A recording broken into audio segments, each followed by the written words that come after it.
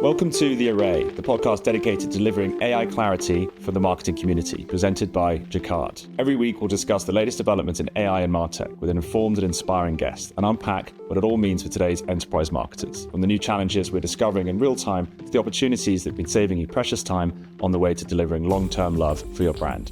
My name is Toby Coulthard, Chief Product Officer of Coulthard, the AI brand messaging leader, and with me as always, the slash to my stash, the Mac to my cheese, and the tech to my spec. It's Jasper Pye, Chief Technology Officer of Coulthard. How are you doing, Jasper? I really dislike those intros. These get better and better every time. This is, it's also one of these things where this is technically our first episode, although our listeners don't know that obviously we've done a million of these before, and that they're in for a treat in future episodes. Jasper, how are you doing? Yeah, I'm good. These intros get better every time, or they're the best for the first time. Who knows at this point? So today, actually, despite us recording it a few weeks before, today is election day. And so I won't ask Jasper for your predictions because I don't think anybody knows. But I feel like it's quite hard to steal the thunder of a US election with the first episode of our podcast. Although I feel like this is a bit like do you remember when we were at Cannes Lions and I had a panel I was doing, and I think Elon Musk had his keynote at the Palais or wherever it was on the main stage. And as soon as I walked on stage at my one, everyone stood up and left and went to the Elon Musk presentation. Naturally, I was one of those people. Yeah, you were one of those people. Yeah, I was gone. Walked out of the room and went over there. Yeah, we also went to was it Mira Murati's talk from OpenAI, CTO of OpenAI, who's now subsequently left. And it's interesting with OpenAI, all the people who have left say that they always say this interesting quote. They say OpenAI is nothing without its people. But at this point, the entire founding team have left, other than Sam Altman and a bunch of senior leaders. So at what point are we supposed to read between the lines that OpenAI is nothing without its people and all the people have gone, right? And that actually maybe at this point they're trying to say something. I think maybe we've got a Sam problem to discuss at some point. Yeah, I think that's probably true. But anyway, this week we've been thinking about the complex challenge of personalization. And thankfully we were joined by a guest who was more than qualified to help us with that topic. We'll introduce them in a moment and share the full conversation. But Jasper, what did you think about our conversation today?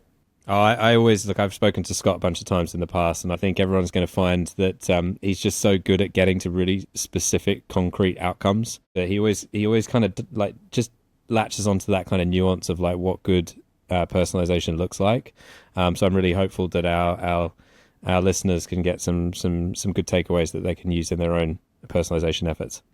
Yeah, I really like the piece around implicit and explicit personalization. I actually haven't really heard it articulated in that way before, and I think it's a really good way of kind of breaking it down. Scott made a really good point about scalable content production, and actually, the first half of the challenge is knowing where and how to personalize, and then the second half, the problem, which I don't think has spoken nearly as much, is how do you actually get enough content to be able to serve those users on an individualized basis. Yeah. And the content kind of gives you the insight as well, which I think is another way of kind of looking at it. It's you need that. You need all of that content to all of those different people in order to just get the understanding about how they want to be spoken to. No, absolutely. Right, well, let's dive into the discussion. Our guest today is digital advisor Scott Zalaznik. Scott is currently an angel investor and advisor to brands, services, and platforms working with startups and investor groups. Scott has a diverse digital marketing and transformation background as the former chief digital officer at Adidas, SVP of digital at Michael Kors, and GM digital of Sprint, with a stint at an NYC startup in the ad tech space. He's an American living in Europe who is passionate about all things digital, data, brand, and consumer. Welcome, Scott. It's a pleasure to have you on The Array. Thank you so much, Toby and Jasper. It's a privilege to be here. I have so many opinions about your preamble, but I'm going to try to stay on brief here. Where are you dialing in from, Scott? I live in the lovely Amsterdam. Very cool. Amsterdam's a cool city. I always say that Amsterdam has this like super like big city culture and vibe in a really small town. Yeah. It's truly one of my favorite places in the world. Nice. So yeah, we've got a lot to cover today. So why don't we get right into it? Like, who do you think's doing personalization well?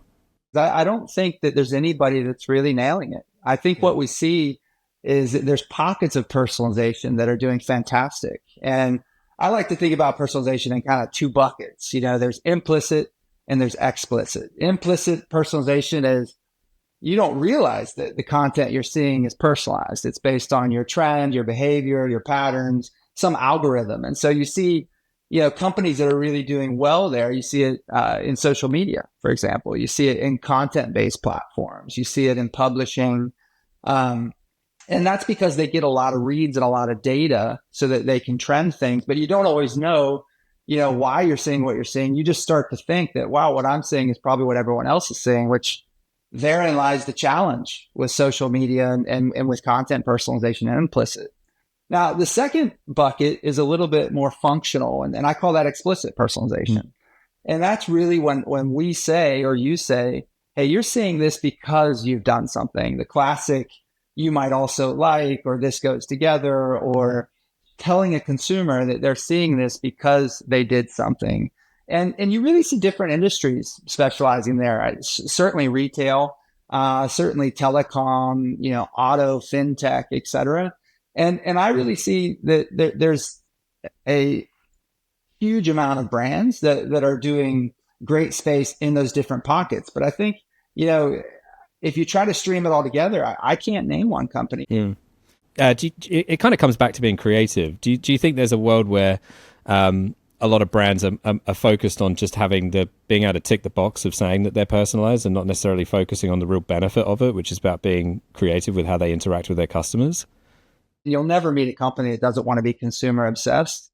And they say they are, and I believe that they mean they are. It's more that personalization is something that is very difficult to execute. So what I think you'll find is that most brands have some level of personalization, whether it's in email or whether it's in channel, customer service, retail, et cetera. The real trick, though, is how do you stream those things together so the consumer has a consistent expectation and that they consistently see that you recognize who they are, you recognize what they've offered you in terms of their preferences, and you pull that through. I have this kind of interesting relationship with using first name in someone's subject line, because I have never written an email where I used the person's first name in the subject line, right? But it almost feels like this gratuitous use of data for the kind of like, now it's personalized because we used, we said, hi, Jasper, please buy our stuff. If I give you in an opt-in way my name and you welcome me to your loyalty program or to your CRM or whatever it might be, is, hey, welcome, Scott. It's great to have you in the family or whatever it might be. I think that's a fantastic tactic. If you then use my name in every subject line of every invoice or order or something of that nature, it actually ends up feeling disingenuous. Yeah. I think the worst thing is when you imply that you're going to have a personal relationship where you're actually going to take and leverage that value of that data that a consumer is willing to give you. If you say you're going to do it, like by taking a lot of information or putting my first name in every subject line, I think it's fine if the body of the message then is personalized. And I don't know that I would do it I certainly wouldn't do it every subject line, but I think that's a perfect example where sometimes a tactic can give a strategy a bad name. You're almost suspicious about a brand's use of your data if they're not using it to personalize that experience. If you ask for the information, you should really have a plan to leverage it. And so I work with a lot of young companies or startups, and I was like, well, we should gather all this information. And I say, well, if it's necessary for the transaction or for the relationship, sure. But let's also save some opportunities when we ask for something that we know that we're going to leverage it. And we might even tell the consumer how we're going to leverage it. For me, it makes me crazy when a site doesn't filter my products based on the size that I've given them from the orders that I've purchased. Yeah, that's a perfect example of explicit functional personalization. But 90% of the time, that's not a reusable data point in commerce. It's like the little things, isn't it? It's those little small tweaks that you can make to that experience that just sort of speed up the process. They're going to make you purchase quicker as well. Do you think that the kind of the holy grail of personalization is providing this kind of tailored experience for the consumer without them really feeling like it's entirely tailored, and their data's being used to tailor that experience? Or do you think on the flip side it should be very apparent what data is used for what, and that it is tailored to them because of the data they provided? It's tricky. I think on the implicit side, I think that it should be, you should feel like I'm still getting the experience of this macro brand. Meaning, we would have a lot of debates, whether it was Michael Kors or Adidas, of we have this global campaign, this hero message, but then we know the consumer has said they're not interested in that product or that division or even that gender or something of that nature. Do you still show them, a brand priority? And I believe that you should. I believe that the consumer needs to see what your brand stands for at a macro level. So we've talked about the fact that no one's really nailing it. What do you think the kind of limiting factor is to why people aren't quite there yet? It's super hard, to be honest. First of all, you got to connect the tech stack, and so you've got to be able to identify, kind of the 4 layers of personalization. It starts with who, what's my cohort strategy, my segmentation. It then goes to when, like when am I trying to personalize? Is it upon a planned moment or a triggered moment? It then goes into place, which one of my slots or which one of my channels is actually ready to be fed from the prior to. And then the last piece becomes what am I trying to personalize? Am I changing the content for everyone? Am I changing the product selection? And so you start with that connection of the tech stack. You then, and people think they've kind of checked the box and say, oh, we're done. That's actually where the challenge starts. Because the projects, the deployments of the technology is one thing. And, there's great product and development people all around the world that will execute on that. The harder part is actually working through the change management of planning for the unplannable content that's going to come in an ecosystem where you've gone from actually one to many. Everybody sees everything and everybody can, print it out on their wall, to the idea that it's going to go one to few and then one to one.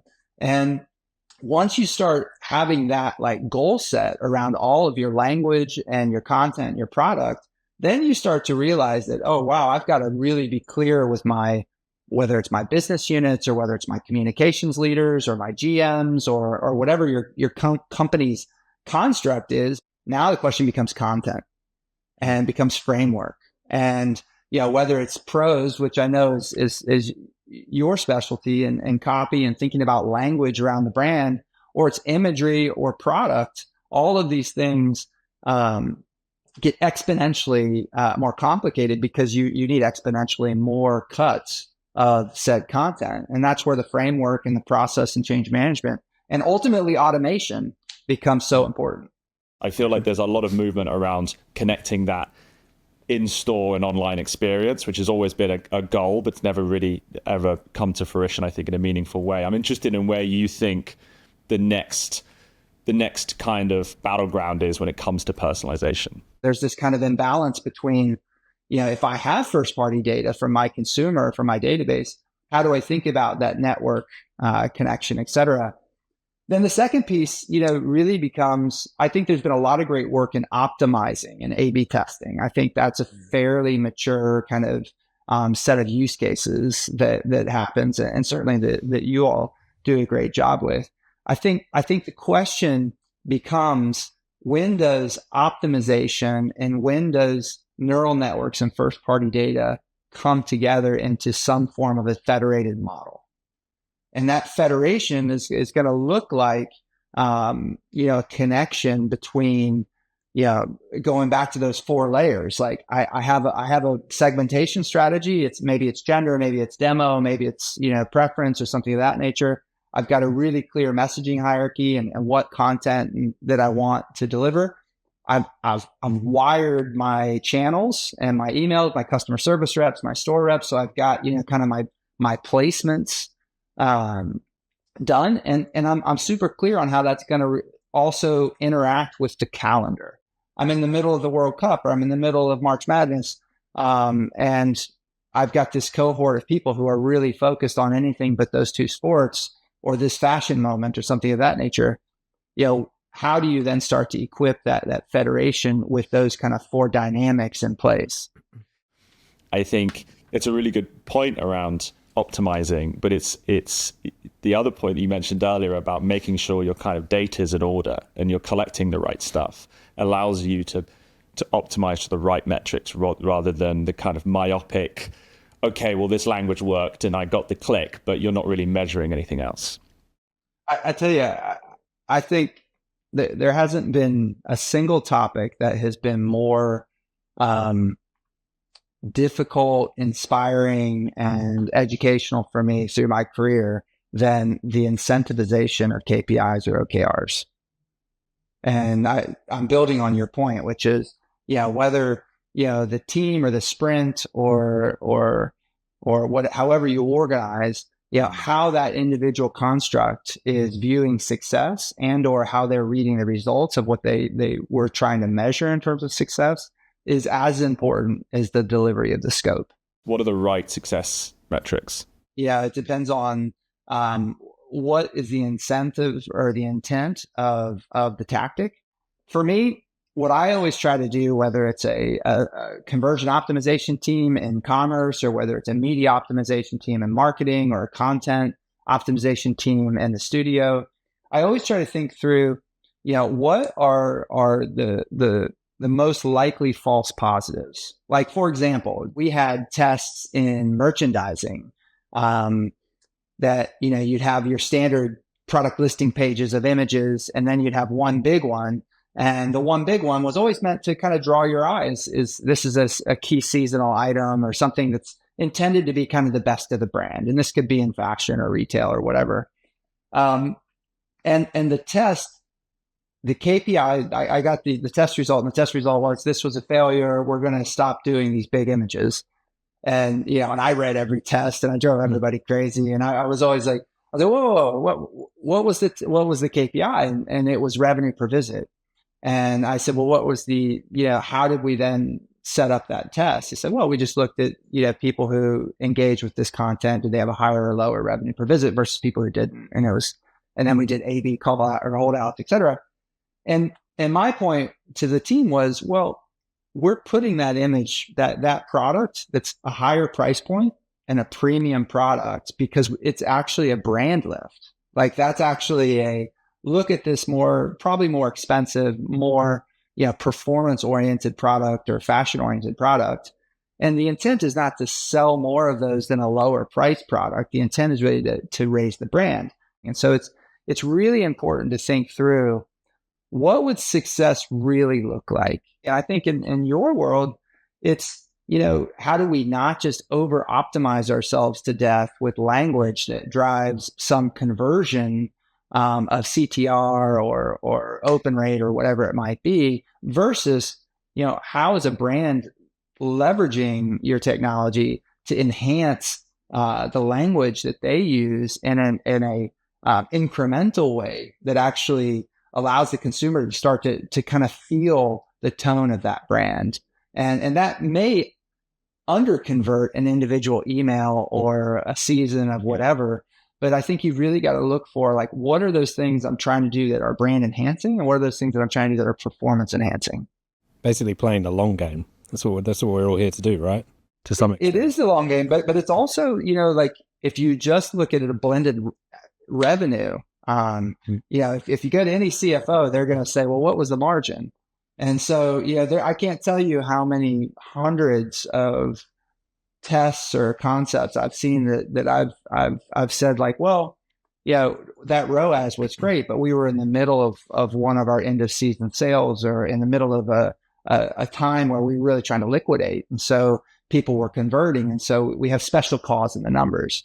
And so you've got to really think through, is revenue the right measure then, or is something else a better measure? And how do you give the teams the incentive?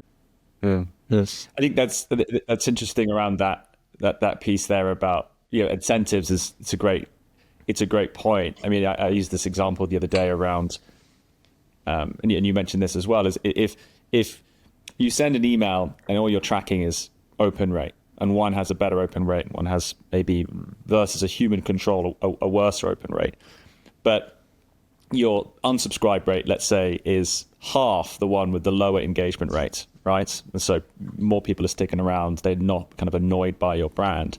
Just knowing that extra data point completely flips which one you would consider a success, right? More data allows you to incentivize on different data, and allows you to actually say that we're looking at all of these points, not just one. You need a hierarchy of KPIs.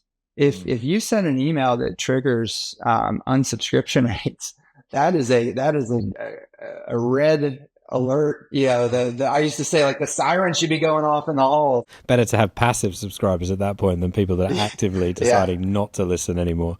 I find there's a lot of risk associated with personalization. I think it's so obvious when you get it wrong. It's more obvious when you get it wrong than when you get it right. Like I have this example that I often use, which is I won't name any names, but it's a popular music streaming service, and they send me notifications, and oftentimes what they'll send me is like you said, you listen to this, therefore listen to this.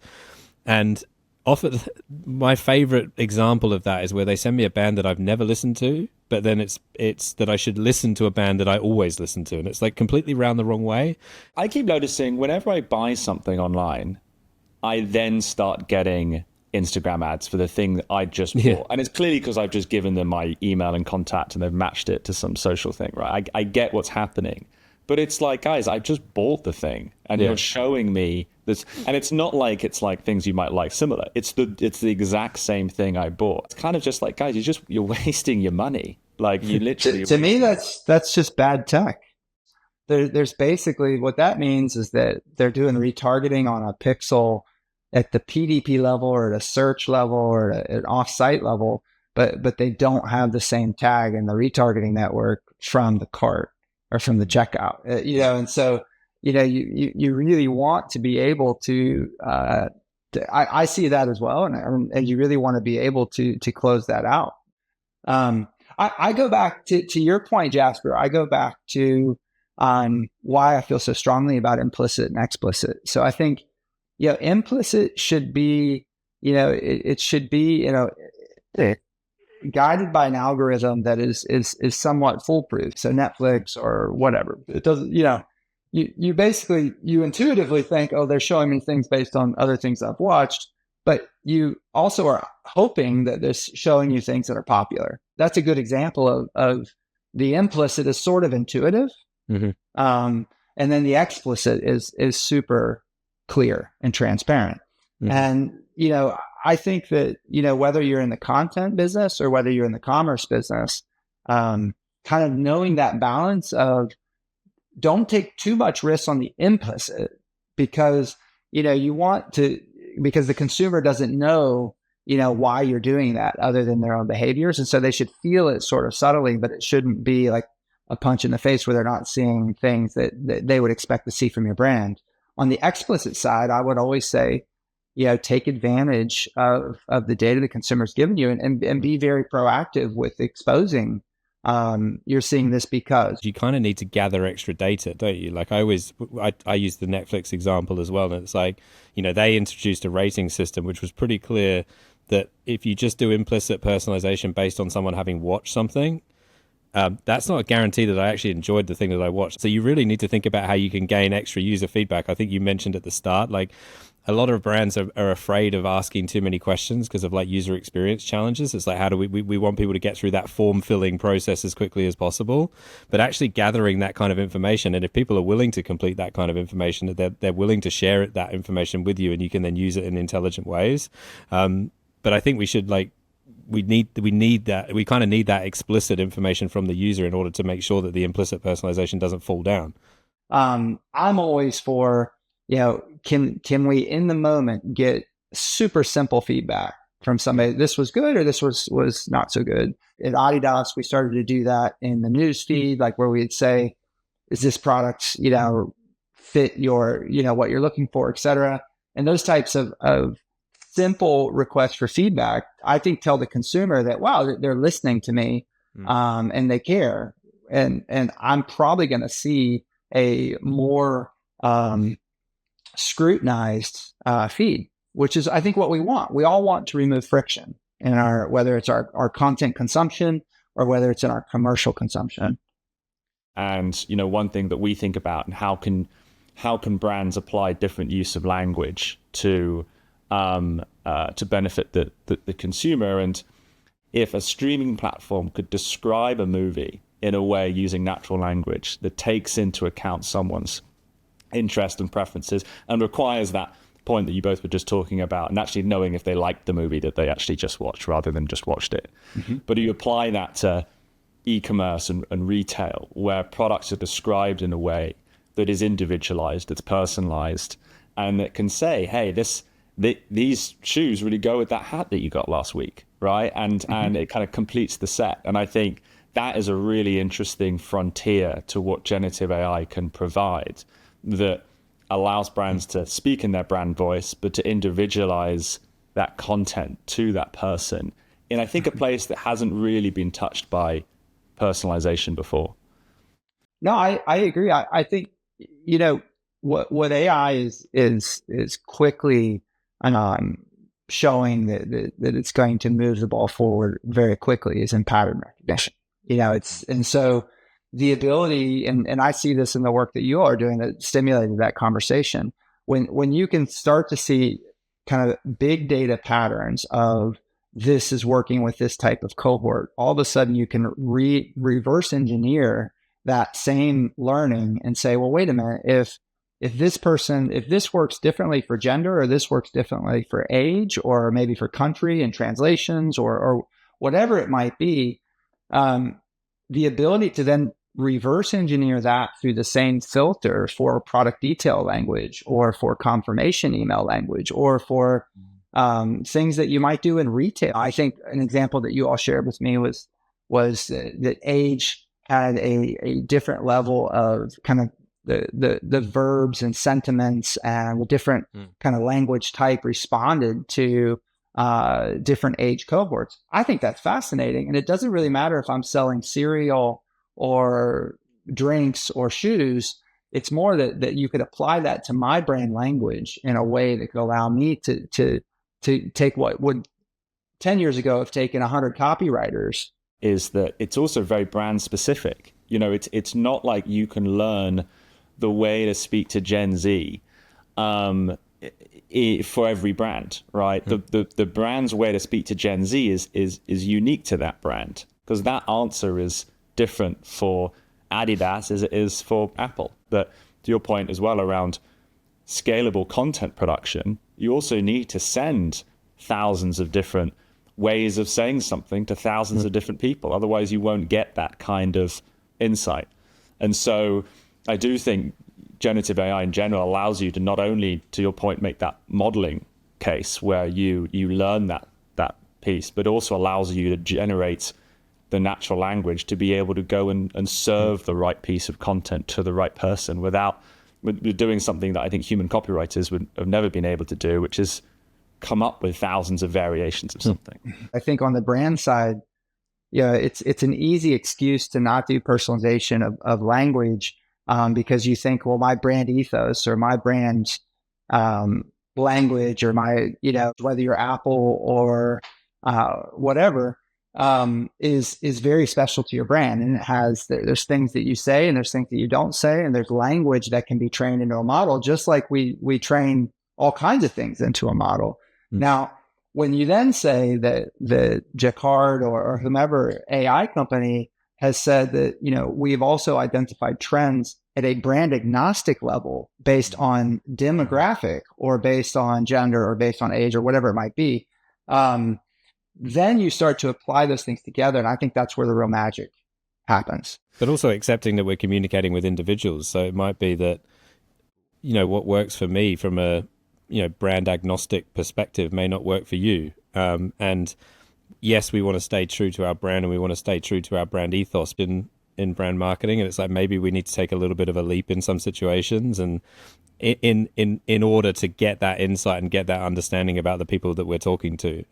If we keep staying in our lane, then we're never really going to learn anything. We're never really going to learn if we're actually missing the mark or not, kind of thing.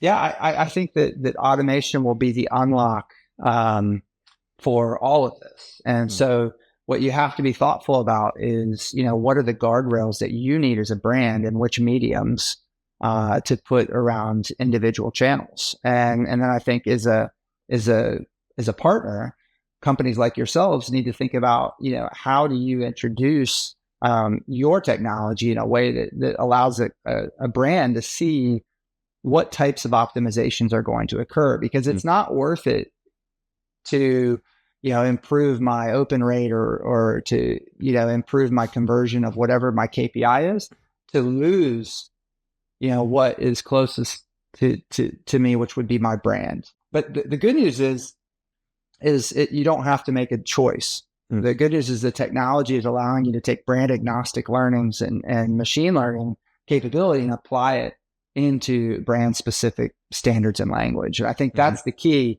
And then how do you test to a level that then would drive a team to automate that language, and then to truly wake up the next day and actually read the results, see the outcomes, think about the future trends versus spending all day in the CMS or in a marketing cloud or something of that nature publishing.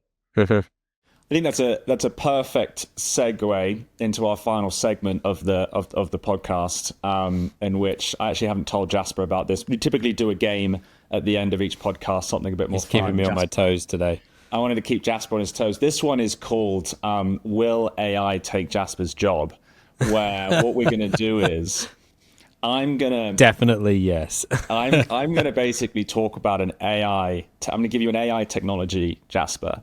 You're going to apply what you think a good marketing application for that is, and then Scott is going to decide as the brand, as representative of the brand, whether your idea is better or what ChatGPT told me this application of AI could be used for marketing. So we'll decide whether AI can come up with better product ideas than you, Jasper, and Scott will be our judge. So I think the words bust and thrown under come to mind. Yeah, well, that's exactly what I'm trying to do here. I'll say the AI technology. Jasper, you'll come up with an idea, and then I'll share ChatGPT's idea, and Scott, you'll pick. If anything, you should just lean into the one that you know is ChatGPT. Yeah. But let me just pick one here. Okay, so emotion recognition AI, Jasper. AI detects and interprets human emotions by analyzing facial expressions, voice tone, and body language in real time. Feel free to be as dystopian as possible and go full Minority Report on us. Okay. This is probably going to be a little bit obvious, but we kind of talked about the in-store experience, and I'm very much the same as Scott. My wife's Italian, and I've kind of learned that being here in the UK, we've lost a good in-store experience, whereas in the Italian culture, they still very much like to go shopping in stores and have that kind of boutique experience. And so I think there's an opportunity with that tech to use AI to basically get an understanding of my sentiment as soon as I walk in the store, be able to pass on that feedback to associates who are in the store. I'm very much a guy that likes to be left alone for a little while just to kind of peruse. I don't want to be bothered straight away. And so I want this tech to do is I want it to understand that I'm someone who likes to be left alone for a little while, just to kind of walk around and get an understanding of where everything is and laid out. And then I want it to also be able to understand when my sentiment has changed and I'm interested in something, and someone can come and assist me without being too intrusive. So I was just interesting on that. So is the idea that you walk into a store looking very grumpy, and the associates get told to not? I'm generally very grumpy. And then halfway through your shopping experience, you start smiling, and the associates get told now's the time to engage, and they all prey on you like a pack of hyenas now that you're happy. Okay, that's actually not dissimilar to what ChatGPT said, but ChatGPT said that motion recognition could be integrated into an in-store digital displays to personalized promotions based on a customer's emotional state. For instance, if a shopper appears excited or happy, the system might suggest complimentary products or bundle deals to enhance the shopping experience. For online shopping, AI could recommend products that match the customer's current mood, boosting the chance of conversion by aligning product suggestions with emotional responses. So yours was, I guess, maybe more. Can I just add to mine? Mine definitely has to use Neuralink. There's 100% Neuralink involved in mine. Your thoughts. It's straight to the associate's brain. Gotcha. So Scott, so you've been pitched by both of these AI companies, Jaspers and ChatGPTs. Which one are you giving your money to? Well, for sure, Jasper. In all seriousness, though, that this is a space that is actually relatively mature. So Jasper's exact use case is happening in China right now. We actually did a test trial of that, I think 2 years ago. And then there's actually a really good company that does a very similar recording of watching advertising and actually responds to what is the visual AI kind of association to happiness, sadness, boredom, etc. Mm-hmm. And so that space is moving quickly. Very cool. That's very interesting. So I've got one more. So AI detects and classifies objects in real time from images or video feeds, recognizing specific items, people, or environmental conditions.